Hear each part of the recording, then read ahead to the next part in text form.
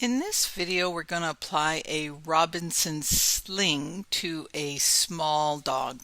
The Robinson sling is used to prevent a dog from weight bearing on a hind limb. This is a small 7 kilo type dog, and so I'm just using some 1-inch tape and starting by going around the abdomen. So if you had a bigger dog, you would probably want to use some wider tape.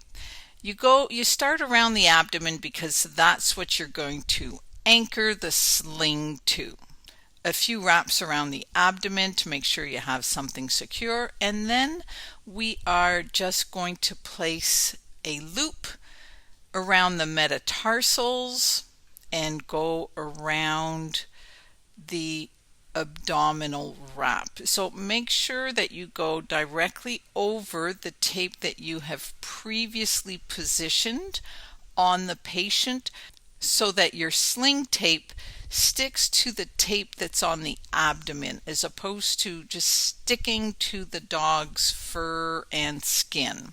That's a bit of a subtle difference, but you really want it to stick to the previously positioned tape. I do tend to try and keep the two parts of the sling as one, so I will tape them together so they act as a bit of a single band and the dog doesn't get caught up in it as much. So it's a very simple sling, and the idea is to have a small amount of flexion in the hock and in the stifle to prevent the dog from weight bearing on that limb.